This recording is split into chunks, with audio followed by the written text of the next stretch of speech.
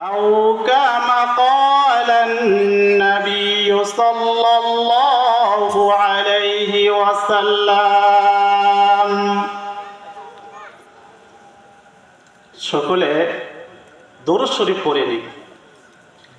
اللهم صل على محمد وعلى آل محمد كما صليت على إبراهيم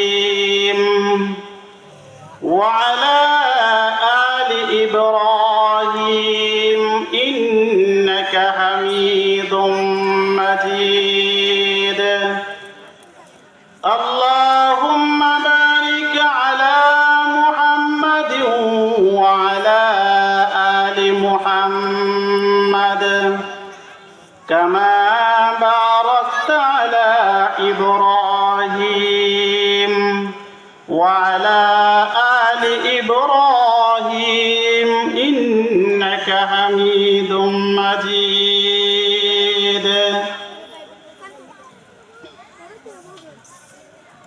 الحمد لله رب কারীমের দরবারে লাখো কোটি শুকর ও সুজুদ আদায় করছি যে রব্বে কারীম আজকের এই মুহূর্তে দুনিয়ার শত প্রয়োজনকে পিছনে ফেলে, দুনিয়ার শত ব্যস্ততাকে পিছনে ফেলে আল্লাহর কোরআনকে অগ্রাধিকার দিয়ে দ্বীনি প্রতিষ্ঠানগুলোকে অগ্রাধিকার দিয়ে তাফসীরুল কোরআন মাহফিলকে অগ্রাধিকার দিয়ে এই জায়গার আসার বসার তৌফিক দান করলেন। সকলেই কালেমাতুশ শুকর আদায় করি, সকলে বলি আলহামদুলিল্লাহ। প্রিয় হাজিরিন, অনুষ্ঠিত হচ্ছে মিয়াপাড়া নূরে মদিনা নুরানি ও হাফিজিয়া মাদ্রাসার উদ্যোগে তাফসীরুল কোরআন মাহফিল। তো আজকের এই তাফসীরুল কোরআন মাহফিলে আমন্ত্রিত ওলামায়ে কেরামগণ ওনারা আমাদের মধ্যে এসে উপস্থিত। ওনারা ধারাবাহিকভাবে ইনশাআল্লাহ আলোচনা করবেন। তার পূর্বে আমি আপনাদের সামনে খুবই সংক্ষেপে অল্প কিছু কথা আলোচনা করার নিয়ত করেছি। ওমা তাওফিকি ইল্লা বিল্লাহ। প্রিয় হাজিরিন, আমি আপনাদের সম্মুখে পবিত্র কোরআনুল কারীমের সূরা আম্বিয়া এর 107 নম্বর আয়াত তেলাওয়াত করেছি।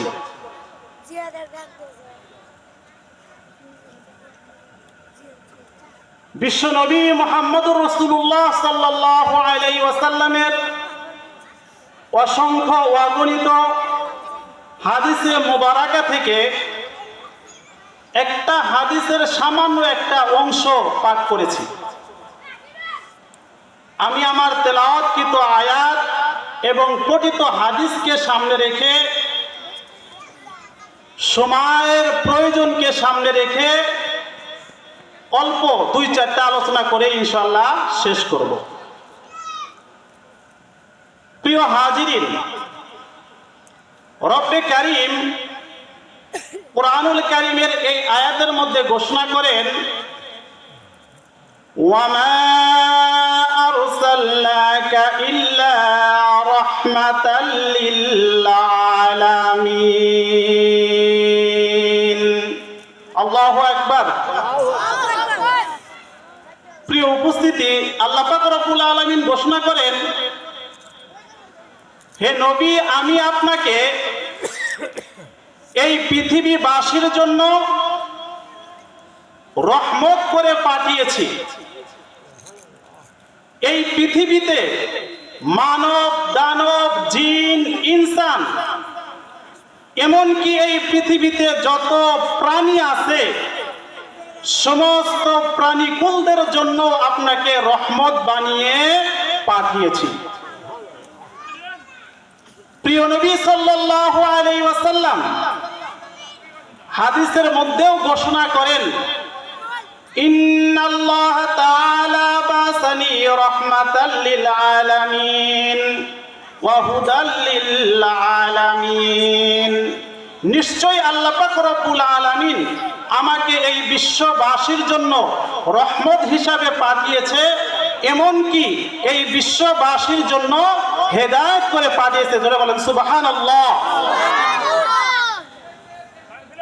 তো এবার আসেন, আল্লাহ পাক রব্বুল আলামিন এই আয়াতে বললেন, হে নবী, আপনি এই পৃথিবীর মানব দানব জিন ইনসান সমস্ত সৃষ্টিজীবের জন্য রহমত। কিভাবে? এর দুইটা উদাহরণ পেশ করে আলোচনা শেষ করবো ইনশাআল্লাহ। নবী করিম সাল্লাল্লাহু আলাইহি ওয়াসাল্লাম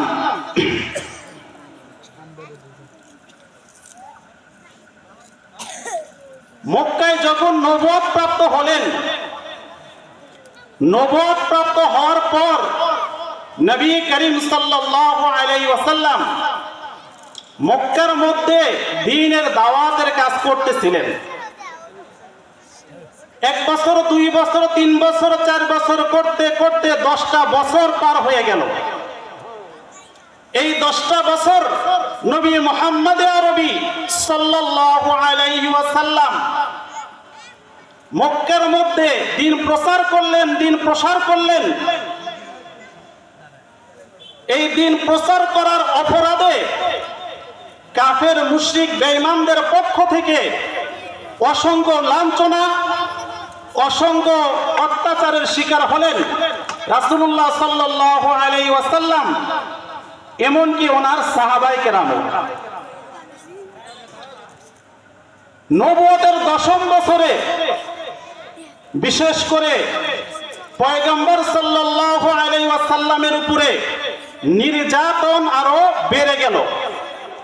কারণ হলো, এতদিন মক্কার মানুষেরা নবী মুহাম্মদ আরবি সাল্লাল্লাহু আলাইহি ওয়াসাল্লামকে স্বাধীনভাবে কষ্ট দিতে পারে নাই। কারণ নবী করিম সাল্লাল্লাহু আলাইহি ওয়াসাল্লামের চাচা এবং নবী করিম সাল্লাল্লাহু আলাইহি ওয়াসাল্লামের প্রাণপ্রিয় স্ত্রী হযরতে খাদিজা রাদিয়াল্লাহু তাআলা আনহা, ওনারা দুইজনই দুনিয়ার মধ্যে জীবিত ছিলেন।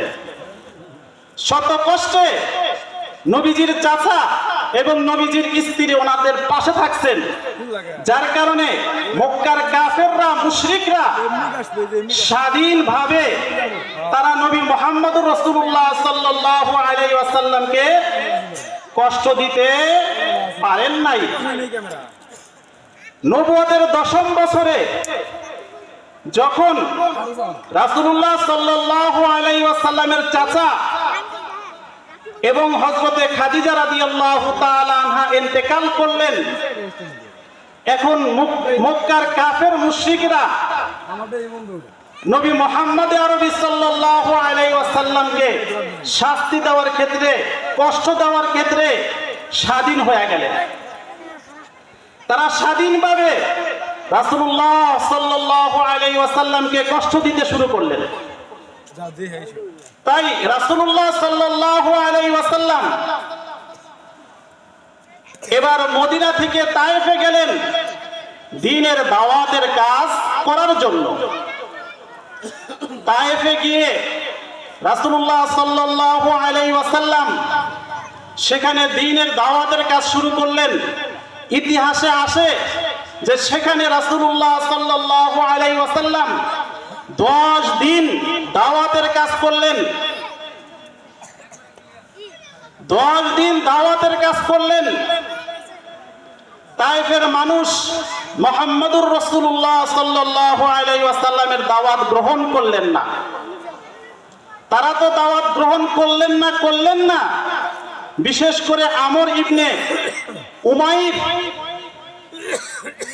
তার 3 জন ছেলে ছিল, তারা ছিল তায়েফের নেতৃস্থানীয় ব্যক্তি। তারা বিশেষভাবে রাসূলুল্লাহ সাল্লাল্লাহু আলাইহি ওয়াসাল্লামকে কষ্ট দিতে শুরু করলো। এমনকি তারা বলল, নবী মুহাম্মদ, তুমি অতি তাড়াতাড়ি তায়েফ ত্যাগ করো, এই তায়েফে তুমি আর বেশিক্ষণ থাকতে পারবে না। নবী মুহাম্মদ আরবি সাল্লাল্লাহু আলাইহি ওয়াসাল্লাম তায়েফ থেকে চলে আসতেছিলেন। এই উমাইয়ের ছেলেরা এখানে শেষ না, তারা নবী মুহাম্মদুর রাসূলুল্লাহ সাল্লাল্লাহু আলাইহি ওয়াসাল্লামের পিছনে কিছু দুষ্ট ছেলেদেরকে লেলিয়ে দিলেন। তারা রাসূলুল্লাহ সাল্লাল্লাহু আলাইহি ওয়াসাল্লামকে পাথর নিক্ষেপ শুরু করলেন। পাথর নিক্ষেপ এমন ভাবে করতেছিলেন যে রাসূলুল্লাহ সাল্লাল্লাহু আলাইহি ওয়াসাল্লামের শরীর রক্তাক্ত হয়ে গেল। ইতিহাসে আসে রাসূলুল্লাহ সাল্লাল্লাহু আলাইহি ওয়াসাল্লাম যখন রক্তাক্ত অবস্থায় পড়ে যেতেন, তায়েফের সেই সমস্ত দুষ্টরা রাসূলুল্লাহ সাল্লাল্লাহু আলাইহি ওয়াসাল্লামের দুই হাত ধরে দাঁড় করায় দিত, এমনকি আবার তারা পাথর মারতে শুরু করত। জোরে বলেন নাউজুবিল্লাহ। প্রিয় উপস্থিতি, এই অবস্থায় রাসূলুল্লাহ সাল্লাল্লাহু আলাইহি ওয়াসাল্লাম যখন মদিনার কাছাকাছি চলে আসলেন, মদিনা থেকে 3 মাইল দূরে উতবা সাইবা এদের একটা খেজুরের বাগান ছিল। সেই বাগানের কাছে যখন আসলেন, এসে সেখানে বিশ্রাম নিলেন। আল্লাহ পাক রব্বুল আলামিন তায়েফের পাহাড়ের যে সমস্ত ফেরেশতারা ছিল তাদেরকে পাঠায়া দিলেন। ফেরেশতারা এসে বলল, হে পয়গম্বর, তায়েফবাসী আপনার সাথে যে ব্যবহার করেছে, যদি আপনি রাজি থাকেন, অনুমতি দেন, তো 2 দিক থেকে পাহাড় চাপা দিয়ে তাদেরকে শেষ করে দিব। কিন্তু দয়ার নবী, মায়ার নবী, রহমতের নবী কি বললেন? রহমতের নবী বললেন, না না, তাদেরকে ধ্বংস করার কোনো প্রয়োজন নাই। আমি আশা রাখি তারা না হলে, তারা যদি মুসলমান নাও হয়, তাদের ছেলে সন্তানদের থেকে মুসলমান হবে, তারা দ্বীন-ই ইসলাম মেনে চলবে। জোরে বলেন সুবহানাল্লাহ। এত কষ্ট দেওয়ার পরেও রহমতের নবী তাদের জন্য বদদুয়া করলেন না। একে বলা হয় রহমতের নবী। এই জন্য তো আল্লাহ পাক রব্বুল আলামিন ঘোষণা করছেন, ওয়া মা আরসালনাকা ইল্লা রাহমাতাল লিল আলামিন। আল্লাহু আকবার। আরেকটা উদাহরণ,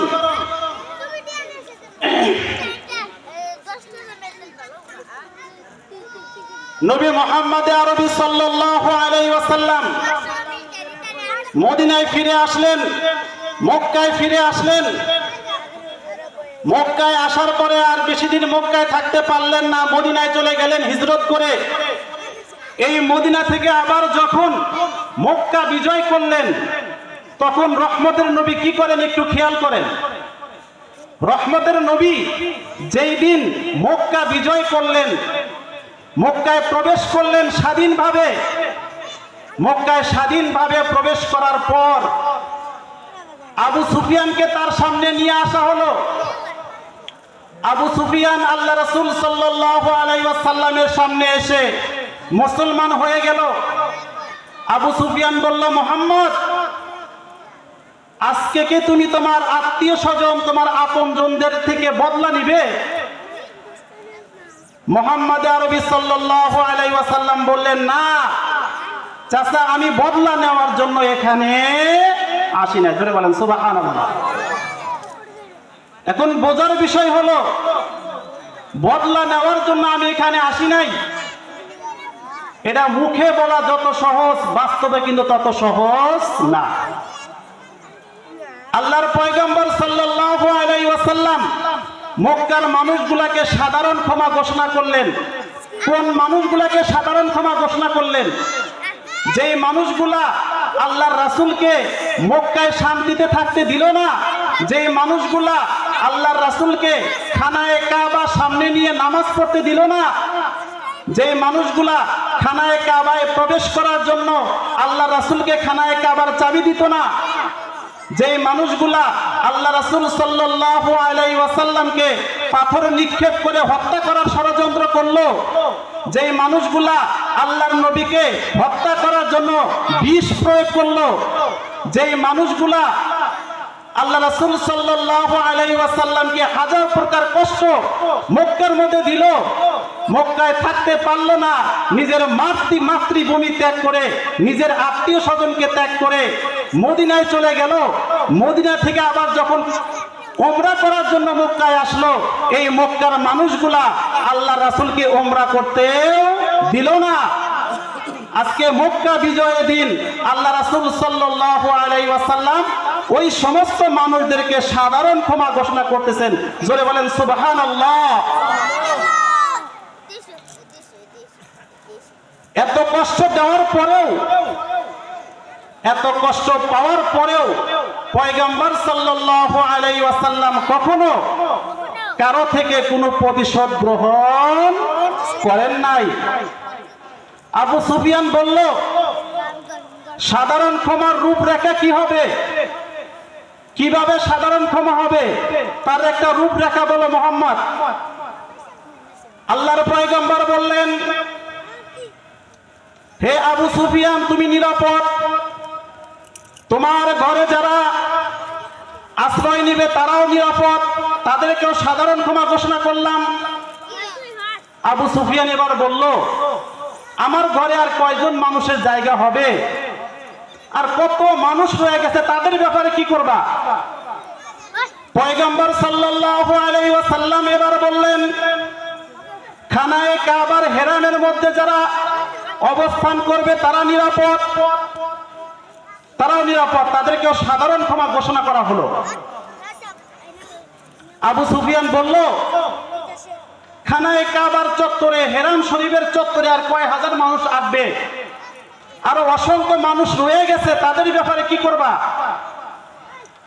আল্লাহর পয়গম্বর এবারে বললেন, যারা যার যার নিজ নিজ ঘরে দরজা লাগিয়ে বসে থাকবে তাদের জন্য সাধারণ ক্ষমা ঘোষণা করা হলো। আবু সুফিয়ান এবার বলল, আচ্ছা বুঝলাম, যারা নিজ নিজ ঘরে অবস্থান করবে তারাও সাধারণ ক্ষমা, কিন্তু অনেক মানুষ এমন আছে যাদের ঘর বাড়ি নাই, রাস্তাঘাটে থাকে, গাছের নিচে থাকে, পাহাড়ে বিভিন্ন জঙ্গলে থাকে, তাদের ব্যাপারে কি করবা? এবার আল্লাহ রাসূল কি বলেন শোনেন। আল্লাহ রাসূল বললেন, আবু সুফিয়ান, তোমার সাথে বেলালকে দিয়ে দিচ্ছি।